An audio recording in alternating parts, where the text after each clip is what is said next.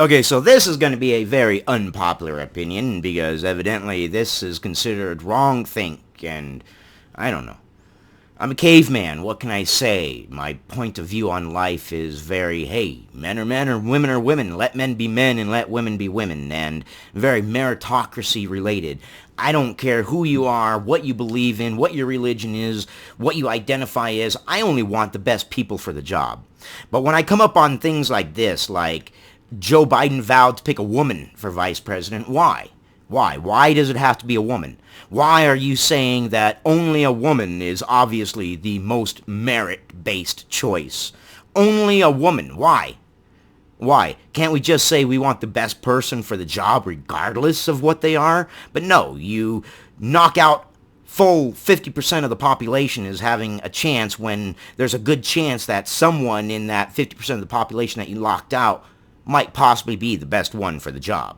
But no, we live in a virtual signaling world where it must be a woman.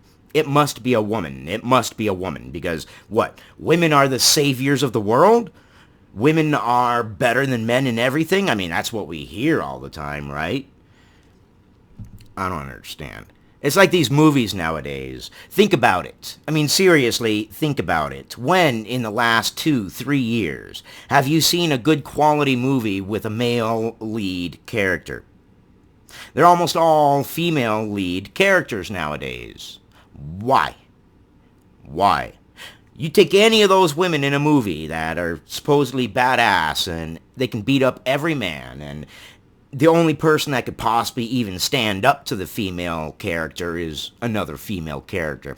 You take any of those and put them in a boxing ring with me and I will cream them. It's just biology. I mean, and I'm nothing special. I'm perhaps just slightly above the average man, but nothing super special. So why do we have all this virtual signaling? Women are wonderful. The best person for the job must be a woman. It must be a woman for vice president. It must be. There's no other choice. It must be a woman.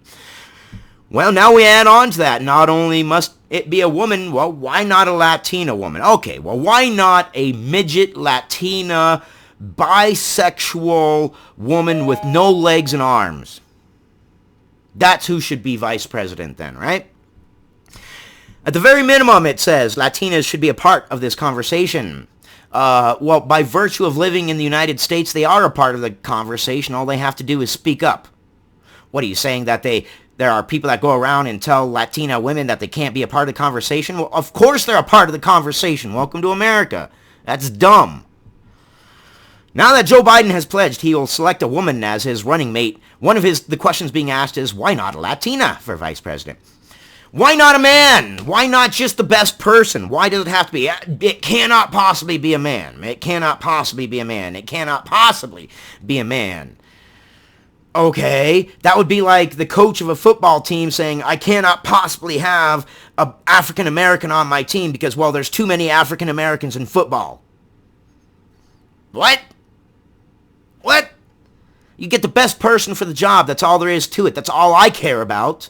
I don't give a rat's ass what someone's sex, religion, what they identify as. I don't care. I want the best person for the job. But when you tell me that you are going to guarantee that it is only a woman, well, that's some pretty sexist shit. What if he said, I guarantee it's only going to be a man? It must be a man. Well, people would be calling it out as some sexist shit. But because it's a woman, it's not sexist, evidently. Yeah. Fight sexism with sexism? Latinas are about half of the 60 million Latinos. What? Latinas are about half of the 60 million Latinos in the country. Well, yeah. That's common sense, of course. Men and women are about equal half. Okay. And 18% of all women in the U.S. They have held a number of local, state, and federal offices, even though they are underrepresented at all levels, including in the cabinet level appointments. Because they're only 18% of the women in the United States. At 18% of being all the women in the United States, of course they're going to be underrepresented. What do you want? You want overrepresentation? 18% of the population of the United States, but yet 50% of the people in power? Come on now.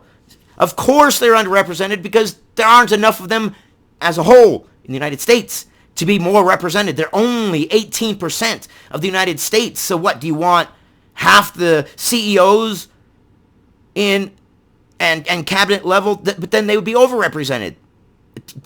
Math.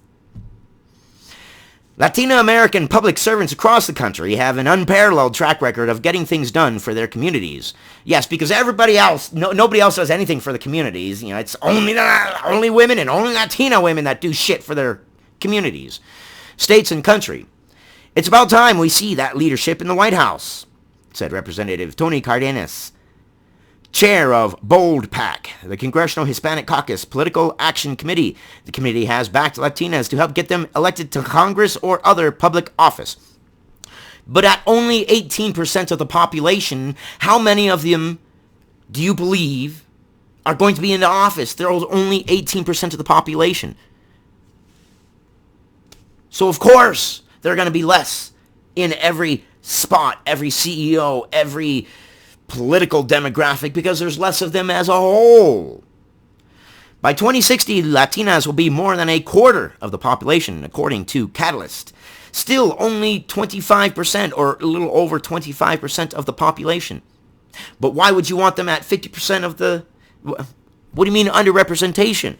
If they are 18% of the population, then if they are anywhere near like 5 to 10% of CEOs and in Congress and things like that, well, then they're pretty good and well represented. In fact, that would be a very high representation percentage based upon how many are actually in the country.